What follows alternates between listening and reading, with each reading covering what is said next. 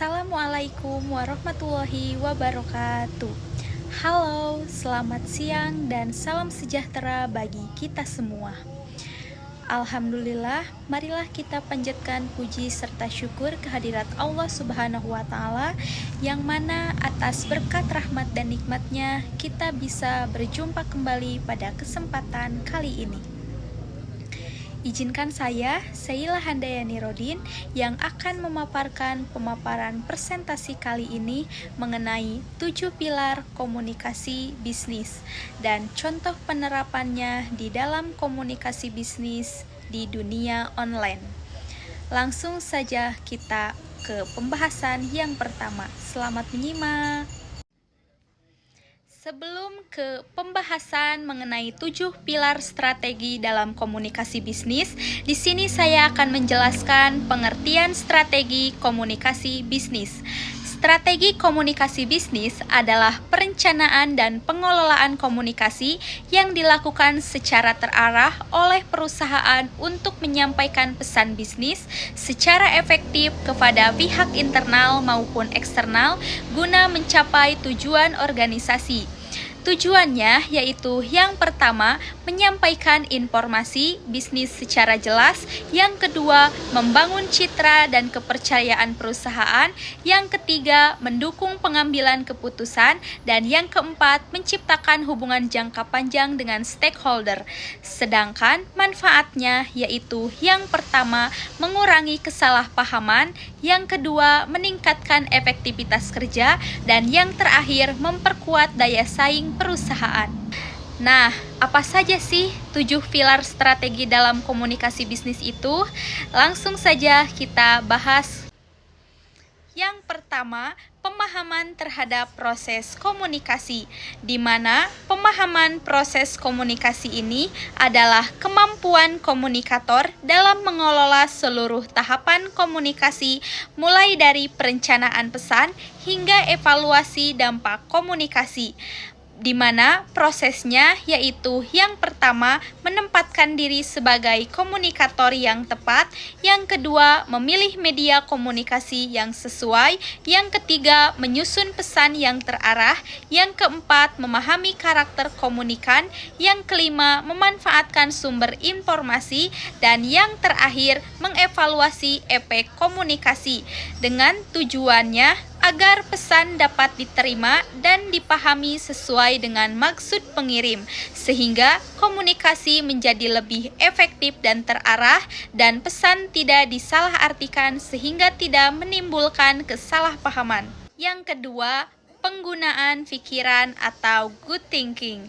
Good thinking adalah kemampuan mengendalikan pola pikir sebelum, selama, dan sesudah berkomunikasi agar pesan yang disampaikan bersifat rasional dan konstruktif dengan menggunakan prinsip think before communicate, kreatif dalam menyampaikan pesan, dan good thinking formats good communication, dengan tujuannya untuk menghindari kesalahpahaman komunikasi akibat emosi atau ketidaksiapan berpikir, sehingga mengurangi konflik dan meningkatkan profesionalisme dalam berkomunikasi.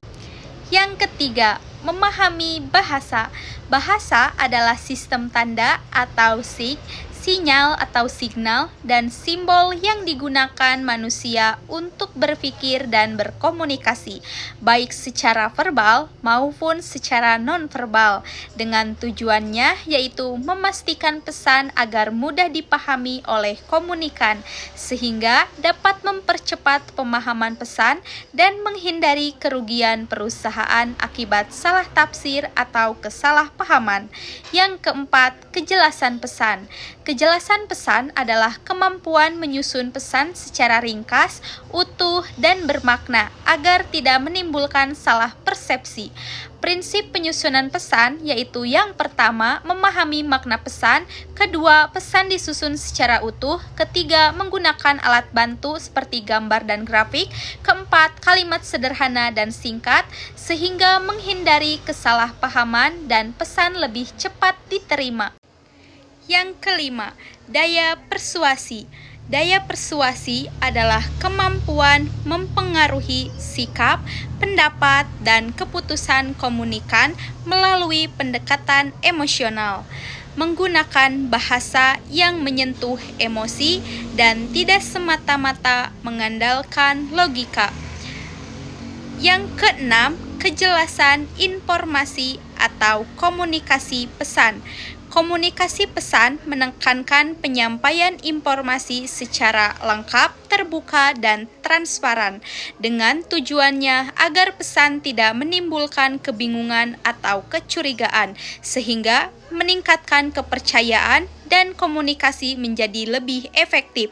Dan yang terakhir atau yang ketujuh yaitu keinginan baik atau goodwill. Goodwill adalah niat baik perusahaan dalam menyampaikan informasi yang bertanggung jawab dan tidak merugikan masyarakat dengan tujuannya membangun hubungan yang harmonis dengan konsumen dan masyarakat sehingga meningkatkan reputasi perusahaan dan membentuk jejaring atau network yang kuat. Lalu yang selanjutnya ada proses strategi dalam komunikasi bisnis. Yang pertama ada asking, yaitu meminta informasi terbaru agar komunikasi akurat dan relevan. Yang kedua yaitu ada telling, yaitu menyampaikan informasi penting kepada bawahan atau pihak terkait. Yang ketiga listening, yaitu mendengarkan informasi dan masukan dari orang lain secara aktif. Dan yang keempat yaitu understanding, yaitu memberikan pengertian, motivasi, dan menjadi pendengar yang baik. Dengan melakukan proses komunikasi yang baik, maka akan mengurangi miskomunikasi dan meningkatkan hubungan kerja. Lalu yang selanjutnya ada penyebab kegagalan dalam komunikasi. Yang pertama, tidak mau memahami kondisi terkini. Yang kedua, salah memilih bentuk komunikasi. Yang ketiga, tidak percaya atau tidak ada media. Yang keempat, emosi dalam berkomunikasi. Dan yang kelima, tidak adanya saling pengertian, sehingga akan menyebabkan dampak dalam konflik internal dan hilangnya kepercayaan konsumen. Materi yang selanjutnya yaitu mengenai 6 elemen utama di dalam komunikasi. Komunikasi tidak akan berjalan efektif tanpa adanya unsur-unsur utama yang saling berkaitan. Keenam elemen ini sangat menentukan keberhasilan penyampaian pesan di dalam komunikasi bisnis. Nah, apa saja sih keenam elemen itu? Yang pertama, sender atau pengirim pesan. Sender adalah pihak yang memiliki ide, gagasan, informasi, dan berinisiatif untuk memulai proses komunikasi dengan tujuannya menyampaikan pesan atau informasi bisnis kepada pihak lain secara jelas dan terarah. Peran dalam prosesnya yaitu menentukan tujuan komunikasi, menyusun pesan, memilih media yang tepat sehingga informasi yang tersampaikan sesuai maksud dan tujuan dan mengarahkan tindakan kepada penerima pesan. Yang kedua, receiver atau penerima pesan. Receiver adalah pihak yang menerima pesan, mendengarkan, menafsirkan, dan memberikan respon pesan yang disampaikan oleh sender. Tujuannya yaitu untuk memahami pesan dan mengambil tindakan sesuai dengan informasi yang diterima, sehingga terjadinya komunikasi dua arah dan keputusan dapat diambil dengan tepat. Yang ketiga, pesan atau message. Pesan adalah isi komunikasi berupa lambang verbal seperti teks, kata-kata, dan tulisan, maupun secara nonverbal seperti gambar, video, simbol, dan emoji yang dikirimkan oleh sender kepada receiver. Tujuannya untuk menyampaikan informasi, instruksi, atau ajakan, membantu penerima memahami maksud komunikasi, dan mempengaruhi sikap serta keputusan. Yang keempat, channel. Channel adalah media atau saluran atau sarana yang digunakan untuk menyampaikan pesan dari sender ke receiver. Tujuannya agar pesan dapat diterima secara cepat dan efektif. Jenis channel ada dua, yaitu media digital dan visual. Media digital seperti aplikasi marketplace, media sosial, dan email. Sedangkan media visual yaitu seperti foto, video, dan banner iklan. Manfaatnya untuk memperluas jangkauan komunikasi dan mempercepat penyampaian informasi. Yang kelima, feedback atau umpan balik. Feedback adalah tanggapan atau respon yang diberikan receiver terhadap pesan yang diterima dengan tujuannya untuk mengetahui apakah pesan dapat dipahami dengan benar atau perlu diperbaiki. Feedback bisa berupa bentuk pertanyaan, komentar, rating dan ulasan, keputusan pembelian, dan mengukur efektivitas komunikasi serta meningkatkan kualitas layanan. Yang keenam atau yang terakhir yaitu perception atau persepsi. Perception adalah cara sender dan receiver menafsirkan pesan berdasarkan pengalaman, pengetahuan, dan sudut pandang masing-masing, dengan tujuannya yaitu untuk memahami makna pesan secara subjektif. Perception ini mempengaruhi dalam komunikasi baik itu dari latar belakang budaya, pengalaman pribadi, dan emosi. Manfaatnya untuk menghindari salah tafsir atau kesalahpahaman dan membantu penyusunan pesan yang tepat sasaran. Pembahasan yang terakhir yaitu ada contoh penerapan kasus komunikasi bisnis online. Di sini saya mengambil contoh UMKM yang berjualan di Shopee dan Tokopedia. Pelaku UMKM memanfaatkan marketplace untuk memasarkan produk tanpa harus membuka toko fisik. Perkembangan teknologi digital sangat mendorong pelaku usaha mikro, kecil, dan menengah untuk beradaptasi dengan sistem bisnis online. Marketplace seperti Shopee dan Tokopedia menjadi media komunikasi yang menghubungkan penjual dan pembeli tanpa harus bertemu secara langsung. Dalam hal ini, komunikasi menjadi kunci utama keberhasilan transaksi.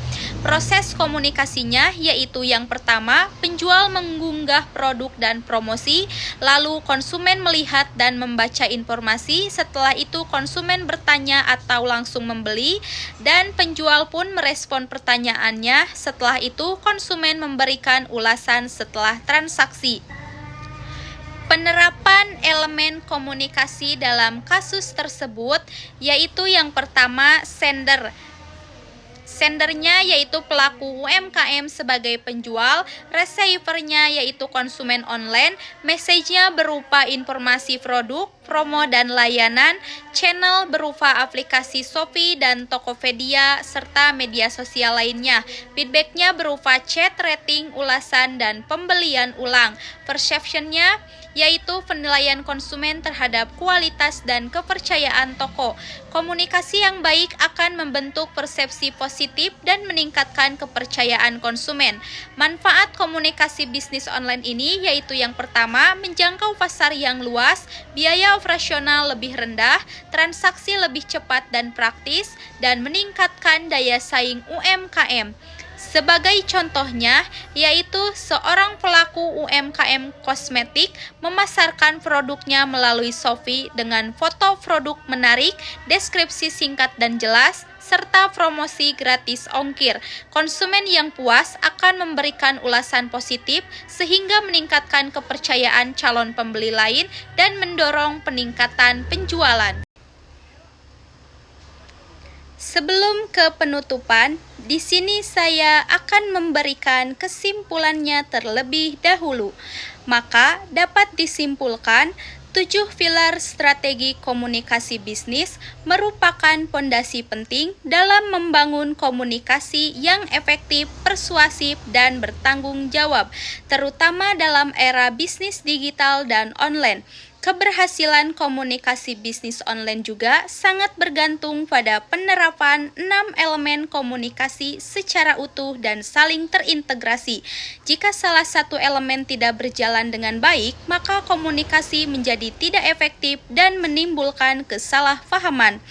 Komunikasi bisnis online pada marketplace seperti yang sudah saya contohkan sebelumnya, yaitu Shopee dan Tokopedia, menunjukkan bahwa penyampaian informasi yang jelas, lengkap, dan responsif sangat menentukan keberhasilan UMKM. Dengan memanfaatkan media digital secara optimal, UMKM dapat meningkatkan daya saing dan memperluas pasar. Demikian pemaparan yang dapat saya sampaikan. Terima kasih atas perhatiannya yang sudah menyimak dan menonton. Semoga apa yang bisa saya sampaikan dapat bermanfaat untuk kalian semua. Wassalamualaikum warahmatullahi wabarakatuh.